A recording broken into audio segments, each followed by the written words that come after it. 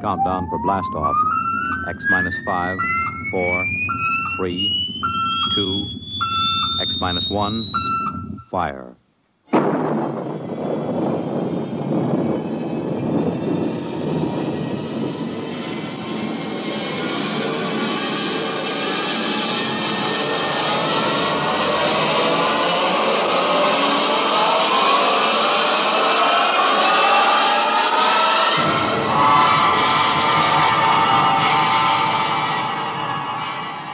From the far horizons of the unknown come tales of new dimensions in time and space.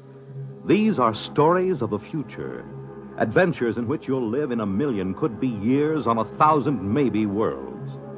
The National Broadcasting Company, in cooperation with Galaxy Science Fiction Magazine, presents X minus 1.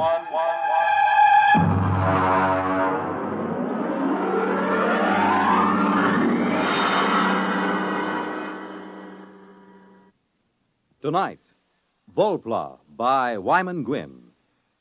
But first, hear this. Hello, I'm Dorothy Olson, singing schoolteacher on NBC's big weekday musical show, Bandstand. But right now, I'd like to talk to you parents. I'd like to ask you a few questions as you're getting ready to send your youngsters back to school. Are you helping your child get the most out of his school? Do you make his home conditions favorable enough for him to do his homework? Do you show an interest in his schoolwork? Remember, your child's success in school and later on in life depends to a large degree on your attitude towards his schooling today. And there's another important thing. Everyone needs a good send-off in the morning, and that goes for children, too. Be sure your children have a substantial breakfast and a cheery goodbye before they head for school each day. Remember, you can't expect your child to do it all himself. Encourage him in his schooling, both in your attitude and in your actions as he goes back to school this fall.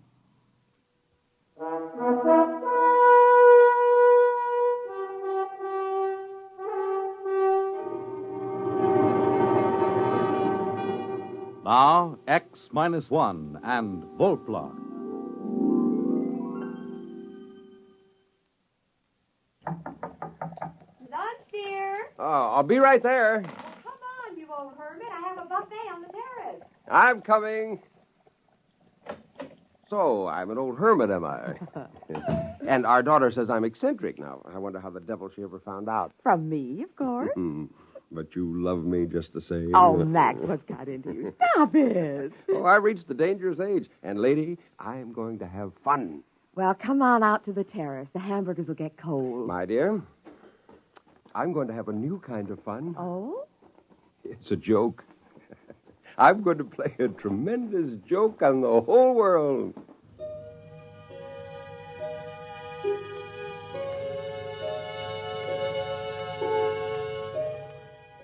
I had been working for this moment for 10 years, and now, Volplas, 3 of them, a male and 2 females. I had called them Volplas since that day 10 years ago when I got the idea of creating a flying mutant, which I would teach to feed, play, and talk. Now I was almost ready to play my joke on the world. After lunch, when I returned to the lab, the Volplas were moving about on the mattress where I'd placed them, and the male was trying to stand. They were about 28 inches high. Except for the face, chest, and belly, the Volplas were covered with a soft, almost golden down. The skin was pink.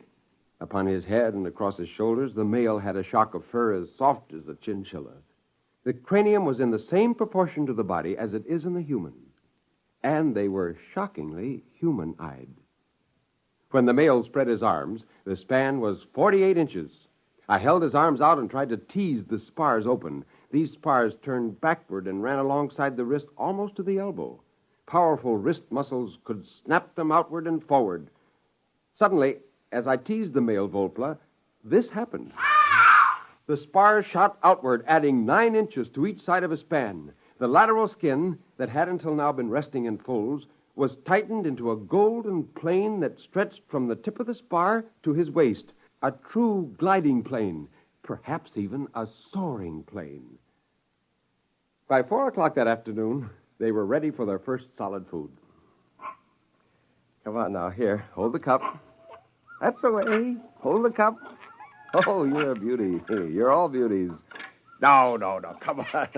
Hey, don't climb on my back. No. Now stop. Oh, that's better.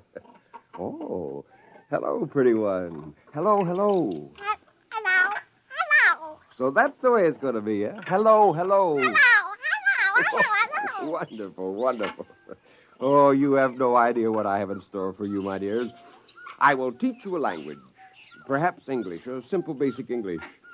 You will have your own crafts, and you'll live in small tree houses, and I'll teach you legends that you came from the stars, that you watched the red men and the white men, and you listen to their speech. And when you're able to take care of yourselves, I'll turn you loose. There'll be Volpla colonies up and down the coast before anyone suspects. And then, my dear, one day, somebody will see a Volpla, and the scientists will observe them. Then the legends will come. Isn't that funny? Don't you think that's terribly funny? Funny.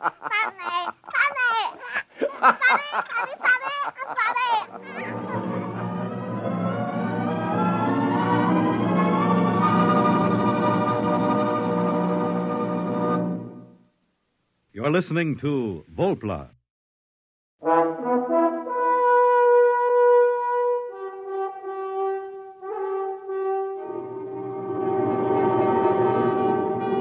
Now back to X-1 and Act 2 of Volpla.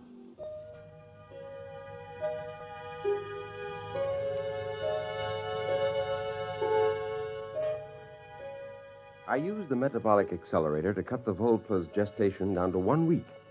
And I used it to bring the infants to maturity in 1 month. By the next spring, I had a colony of over 100 Volplas, and I shut down the accelerator. From now on, they could have their babies in their own way. I had devised a language for them, and I carefully adulterated it with English, as if they had observed us and learned. My Volplas were amazing. They were bilingual. Well, Jane and Susie went down to Santa Barbara for a week, and I took the opportunity to ship the male and the oldest 2 females out of the lab. I put them in a Jeep beside me and drove to a secluded valley about a mile back on the ranch. Tree, rock, sky. That's right, Chief. That's the sky.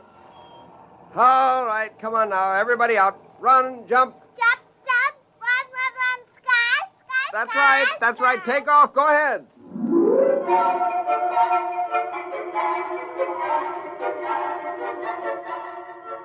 He spent about 2 hours chasing the 2 girl Volplas around, and then he made a leap for one. And when he spread his arms, his spars snapped out, and those golden planes sheared into the air. Sky. He sailed over her, and he rose up, and he hung in the breeze for a long moment, 3 feet above the ground. Fly. That's right. You can fly. Oh, fly.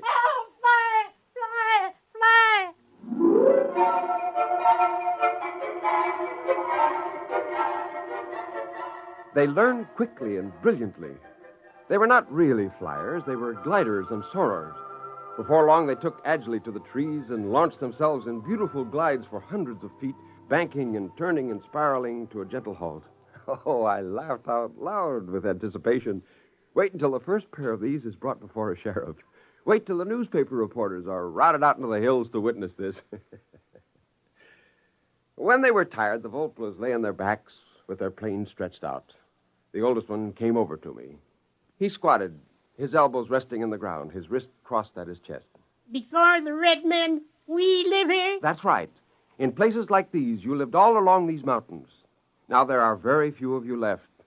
Since you've been staying in my place, you've naturally forgotten the ways of living outdoors. We learn again. We stay here? That's right. Now, look. Look, you see up in that tree? That's a bird. That's your food, if you can kill it. How? Well, I don't think you can get at them in the tree.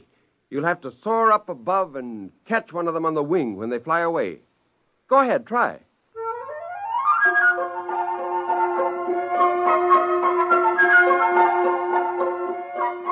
He climbed the tree and launched himself and caught a warm updraft from the hillside. In no time, he was about 200 feet away. He began working his way, crisscrossing back to us, and then suddenly he dived. He caught the bird! He caught the bird! Bird! Bird! Bird! We eat! Yes, you eat this. I'll show you how to build a fire.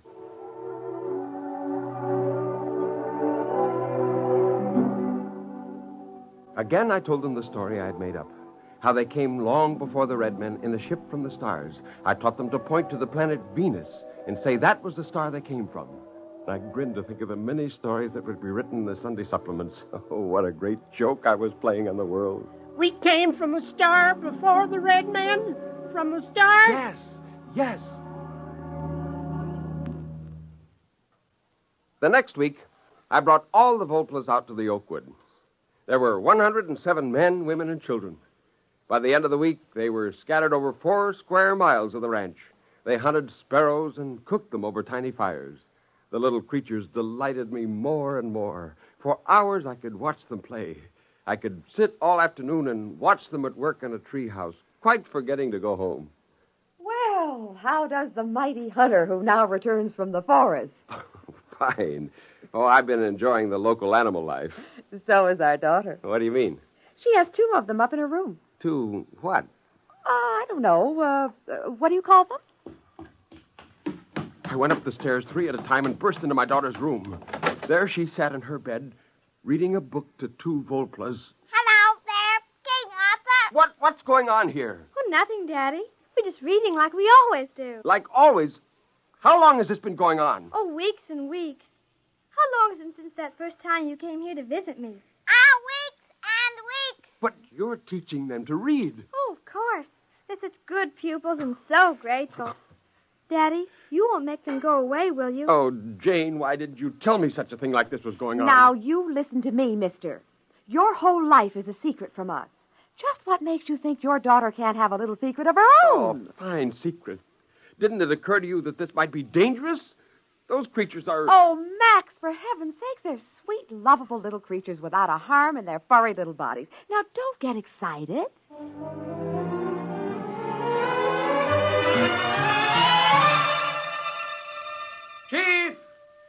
Chief! Look, where are you? Here, Bush. Listen. Do you realize there are 2 Volplas in my daughter's bedroom? Yes, they go there every day. Is there anything wrong with that? But she's teaching them the words men put on paper. Yes, you told us men may be enemies. We wish to learn so we can protect. I have Thing here. Well, that's the San Francisco Chronicle. We've been taking it for some time from box at your house. Oh. I have learned from the others. I can read most of this. It was terrible. The whole wonderful joke of the Volplas would be lost. But I knew what I would have to do. I'd have to explain that my family and I had found a colony of them in our ranch and taught them English and taught them to read. I was stuck with that. Men are dangerous. They will shoot us with guns if we leave here. No. Now listen. When they know who you are, they'll leave you alone. Now, you must disperse all your families at once.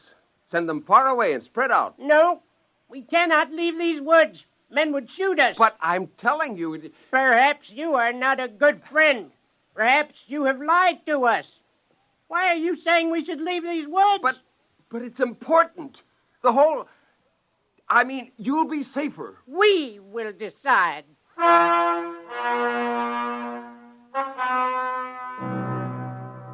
The whole thing was critical.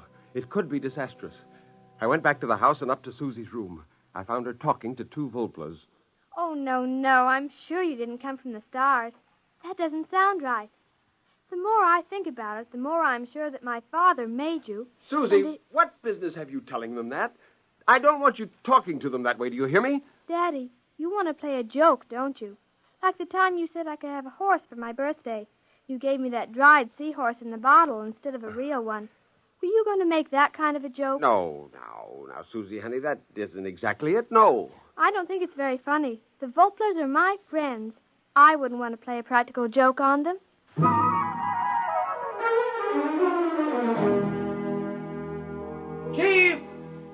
Chief, where are you? Chief! Oh, confound it, the fires are out, none of them around. Chief, are you up there in that treehouse? Where are you? Where are all of you? You've got to listen to me. I made you. The joke, the whole joke is spoiled. Where are you? Chief!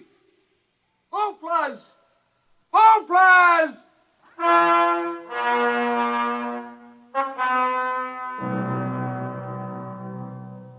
I was away from the house for hours. When I came back, I found Jane sitting on the terrace. Are you looking for something, dear? Oh, never mind. I suppose they're all gone. What do you mean? The little flying things. I saw them fly by about 4 in the afternoon. You did? Where did they go? Over that way. You could see them soaring over the trees. Oh, it was so pretty. Where's Susie? She's been watching television. She's all excited about the rocket flight, you know. What rocket? Oh, you have been living in the woods. The Venus rocket. My goodness, it's been in all the newspapers. Where are you going? Well, I've got to talk to Susie. Susie! Susie! Shh, Daddy, the rocket's almost ready to go. Listen. It approaches 0 hour now. The rocket stands tall and silvery. The gantry crane is pulled away now. We're actually at least 5 miles away, watching from the remote monitors. Some disturbance now. It seems to be some birds. Big birds, like a flock of owls circling the ship. Oh, Daddy, look. Hey, wait a minute. They're flying through the hatch. It seems to be jammed open. Well, this is certainly an unforeseen development. The men on the ground are driving a motor-driven ladder up to the ship, and the owls seem to be fighting them off. Oh, there goes the hatch. It's closed. Those birds are inside, and they're big birds, big as eagles. As we told you previously, ladies and gentlemen, the rocket is on automatic fire. It'll go off in precisely 10 seconds. We stared at the television screen. We saw the red blast of fire and the silvery rocket streak up into the sky, the cameras following. Our reporter at scientific headquarters reports that none of the rocket telemeters are recording. The owls who blundered into the open hatch in this heartbreaking accident seem to have disrupted the automatic recorders. The control circuit cannot be altered. The rocket will land on Venus as scheduled. Daddy, those weren't owls, were they? No, they weren't. Owls. He thought they were owls. That's kind of a joke, isn't it? Isn't it a joke, Daddy? I'd say, Max, dear, the joke's on you. Wait till men land on Venus and find Venusians with a legend about their great father in California.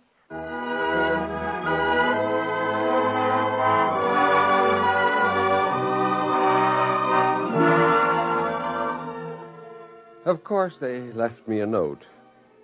The handwriting wasn't very good, but then you wouldn't write very well either if your index finger was 9 inches long. I sat on the patio and read the Volpla's farewell. It said, "The man who made us, we forgive you. We know we did not come from the stars, but we go there. I, the chief, give you welcome to visit. We will try not to laugh at you. Goodbye."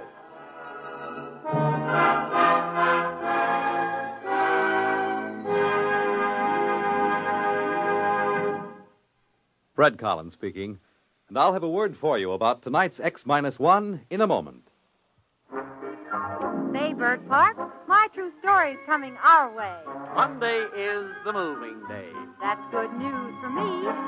My True Story on NBC. Well, that's good news for everybody, Dorothy Olson, for all the millions of women who've been faithful listeners to My True Story during its 15 fabulous years in radio. And for all the millions more who now have an opportunity to hear these complete stories every weekday morning in the half-hour time period just before our NBC bandstand. And I think we ought to remind everyone, Bert, that this is the same My True Story that has been one of radio's most popular morning programs. With a complete drama every morning about people and their problems. Still acted by wonderful casts and adapted by Margaret Sangster from material supplied by True Story magazine. Same time, but new stations. So take note and don't miss a single broadcast. Starting Monday, September 2nd, you'll hear My True Story at this spot on your dial, just before NBC Bandstand over most of these NBC stations. You have just heard X-1, presented by the National Broadcasting Company, in cooperation with Galaxy Science Fiction Magazine. Your announcer, Fred Collins. X-1 was an NBC Radio Network production.